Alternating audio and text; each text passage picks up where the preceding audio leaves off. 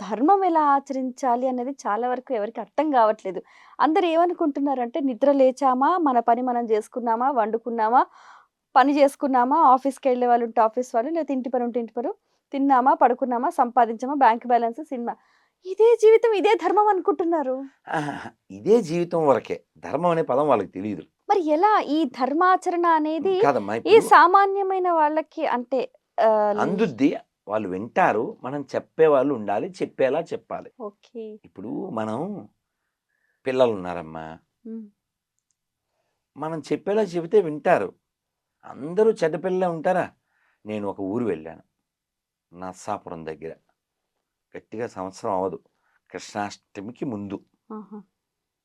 వెళ్తే ఓ పల్లెటూరు. హ్మ్. పిల్లలు వచ్చారు. పెద్దవాళ్ళొచ్చారు. అందులో ఆడపిల్లలు కొందరు గాజులేసుకోలే.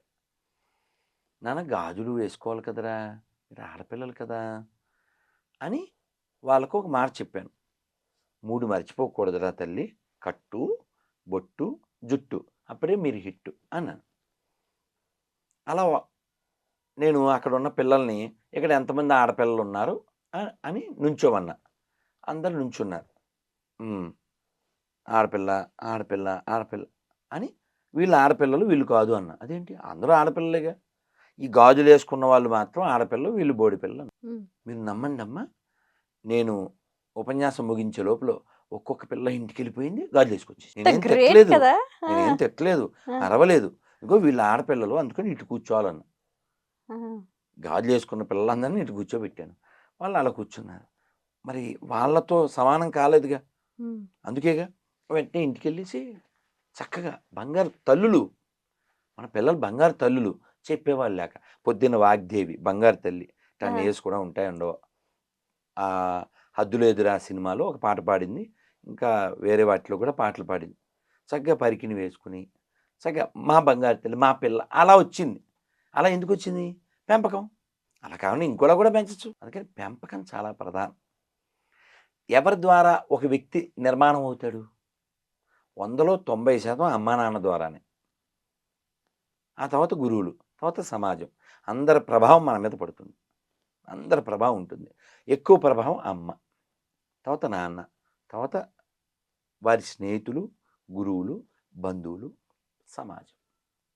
ఏవండీ ఎవడైనా పుట్టినప్పుడు మందు కొడతాడా? పుట్టినప్పుడు ఎవడన్నా ప్యాకెట్ ఆడతాడా?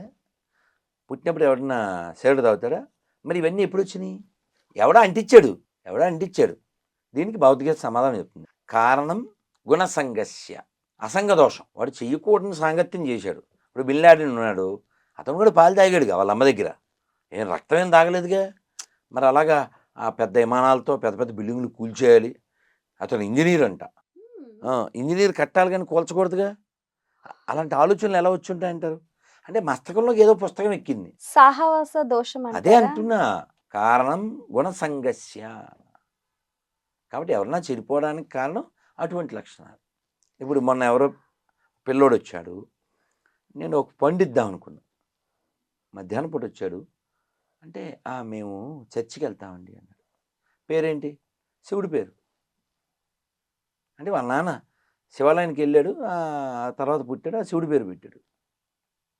అతనికి శివారాధన కంటే ఎవరో శవారాధన ఎక్కిచ్చారు. అలా వెళ్ళాడు. అందుకని మనిషికి సాంగత్యం చాలా ప్రభావం చూపిస్తుంది. అందుకే ఇందాక చెప్పాను. దుర్లభం మానుషం జన్మం, దుర్లభం మోక్షత్వం, దుర్లభం మహాపురుష సంశయం. ఆఖరి చాలా ముఖ్యం. మహాపురుషుల యొక్క సాంగత్యం. ఈ ధర్మాచరణకు ఈ మహాపురుషుల సాంగత్యం దోహదపడుతుందంటారు. అదే ముఖ్యము. నాటు దోహదపడ్డం. ఓకే. ముఖ్యం. ఓకే. ట్రాన్స్‌ఫార్మ్ అంటే ఏంటమ్మా? మార్పు చెంది వీడేనా? ఇంతకుముందు ఎలా ఉండేవాడు, ఇప్పుడు ఎలా ఉన్నాడు అంటుంటాంగా. అంత మార్పు ఎలా వస్తుంది? అటువంటి సాంగత్యం. అందుకే చెప్పారుగా శంకరాచార్యులు వారు. ఏం చెప్పారు? సత్సంగత్వే నిస్సంగత్వం, హ్మ్. నిస్సంగత్వే నిర్మోహత్వం, నిర్మోహత్వే నిర్మలతత్వం, నిర్మలతత్వే జీవన్ముక్తి. భజ గోవిందం, భజ గోవిందం, గోవిందం భజ మూఢమతే.